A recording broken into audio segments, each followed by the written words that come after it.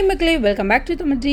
இன்னைக்கு மழையை பற்றின ஒரு குழு நியூஸ் தான் பார்க்க போகிறோம். வாங்க வீடியோக்குள்ளே போகலாம். வளிமண்டல மேலடுக்கு சுழற்சி காரணமாக தமிழகத்தில் மதுரை முதல் தர்மபுரி மற்றும் காஞ்சிபுரம் வரை சுமார் 13 மாவட்டங்களில் இன்று கனமழை பெய்யும் என சென்னை வானிலை ஆய்வு மையம் அறிவித்துள்ளது. தென்மேற்கு பருவமழை கேரளாவில் துவங்கிவிட்ட நிலையிலும் தமிழகத்தின் பல்வேறு பகுதிகளிலும் வறண்ட வானிலை நிலவுகிறது. கடுமையான புழுக்கத்தை மக்கள் உணர்கிறார்கள். இந்த நிலையில்தான் சென்னை வானிலை ஆய்வு மையம் மக்களுக்கு குழு தகவல் ஒன்றை அறிவித்துள்ளது.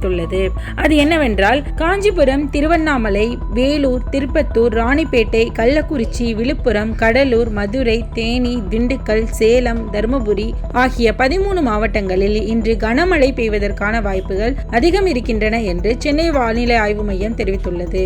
அது மட்டும் கிடையாது, நாளை 9 மாவட்டங்களில் கனமழை பெய்வதற்கு வாய்ப்பு இருக்கிறது என்று கணிக்கப்பட்டிருக்கிறது. திண்டுக்கல், மதுரை, சிவகங்கை, விருதுநகர், சேலம் மற்றும் தர்மபுரி ஆகிய மாவட்டங்களில் நாளை கனமழை பெய்யும் என்று கணிக்கப்பட்டிருக்கிறது. விழுப்புரம், கள்ளக்குறிச்சி, தேனி ஆகிய மாவட்டங்களில் நாளை இடி மின்னலுடன் கூடிய கனமழை பெய்யும் என சென்னை வானிலை ஆய்வு மையம் தெரிவித்துள்ளது. கடுமையான வெப்பத்தில் புழுங்கி கிடக்கும் மக்களுக்கு இது ஒரு மகிழ்ச்சியான செய்தியாக அமைகிறது. தாங்க முடியாத இந்த வெப்பத்திற்கு இதமாக இந்த மழை இருக்கக்கூடும் என்பதால் இந்த மாவட்டங்களை சேர்ந்த மக்கள் மகிழ்ச்சி அடைந்துள்ளனர். அதே நேரம் எதிர்பார்த்த அளவுக்கு தென்மேற்கு பருவமழை தீவிரமடையவில்லை என்பதால் ஆறுகள் பெருமளவுக்கு தண்ணீர் வரத்து இல்லை. மாநிலங்களை பொறுத்தவரை டெல்லி உட்பட்ட வடக்கு உள் மாநிலங்கள் பகுதிகளில் ஜூலை 7ஆம் தேதிக்கு முன்பாக பருவமழை வாய்ப்பு கிடையாது என்று இந்திய வானிலை ஆய்வு மையம் தெரிவித்துள்ளது.